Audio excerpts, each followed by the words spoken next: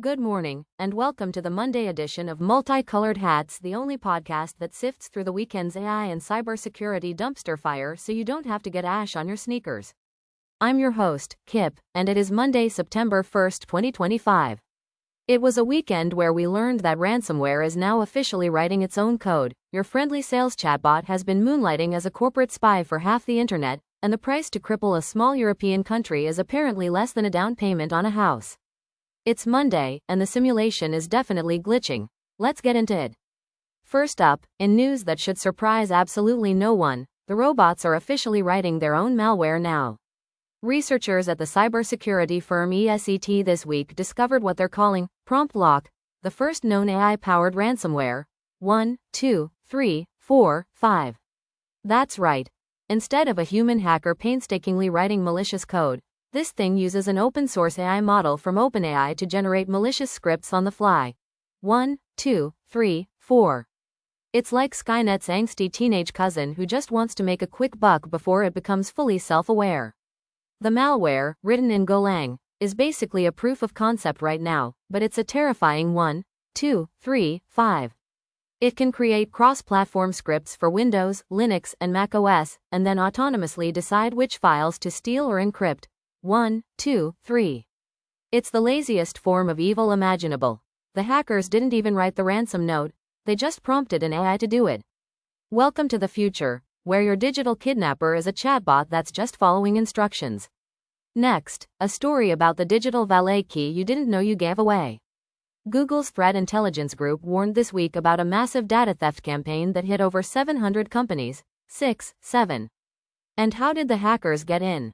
Not by breaking down the door, but by stealing the OAuth tokens for a popular sales tool called Salesloft Drift, which many companies plug into their Salesforce accounts. 6, 7. Think of an OAuth token as a key that lets one app talk to another without needing your password every time. Well, a group Google is calling UNC6395 got their hands on the master key and went on a looting spree, siphoning off huge amounts of data and hunting for credentials to other systems like Oz and Snowflake. 6, 7. Initially, the damage was thought to be limited to the Salesforce integration, but the warning was later expanded to all third-party integrations with Drift. 6, 8. It's the ultimate supply chain nightmare. You didn't get hacked, your chatbot's chatbot got hacked. And now for our weekly segment, Another Day, Another Credit Bureau Data Breach. This week's winner is TransUnion, which disclosed that a breach of a third-party application has exposed the personal data of 4.4 million people, including names and social security numbers, 9, 10, 11, 12, 13, 14. If this story sounds familiar, it's because it is. The breach is linked to that same wave of Salesforce-related attacks, 9, 13, 14. At this point, we're running out of credit bureaus to have their data breached. TransUnion, the company whose entire business model is based on collecting and safeguarding your most sensitive financial information, had a vendor misplace it.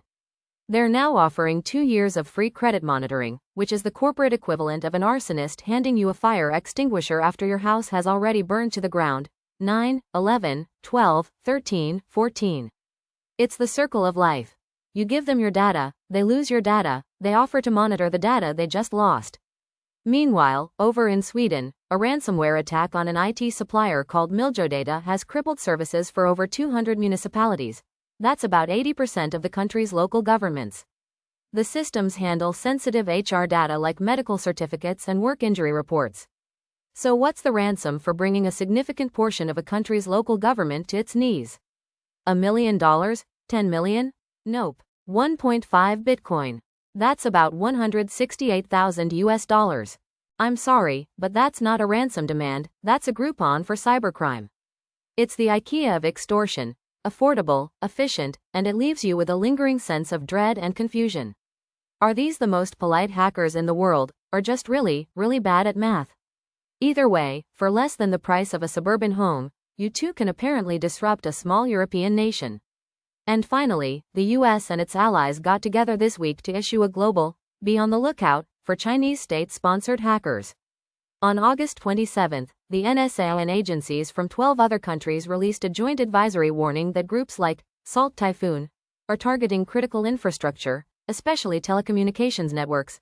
15, 16, 17, 18, 19, 20. The advisory is the geopolitical equivalent of your neighborhood watch sending out a flyer that says, "Have you seen this suspicious-looking panda? It's been loitering near the power plant." The report details how these groups use common vulnerabilities and our own tools against us to maintain long-term, stealthy access. 15, 16, 17, 18, 19, 20. So, the good news is, they're not kicking down the front door. The bad news is, they're already living in the walls. Feeling a little existentially exhausted? Is the relentless pace of technological disruption making you question the very nature of reality? You need existential elixir. It's not an energy drink, it's a coping mechanism in a can. Each sip is infused with a proprietary blend of chamomile, nihilism, and the serene acceptance that we're all just temporary nodes in a vast, uncaring network. Side effects may include a sudden urge to stare into the middle distance, a profound appreciation for the simple things, and the realization that none of this really matters anyway. Existential elixir. When you can't beat the simulation, you might as well enjoy the ride.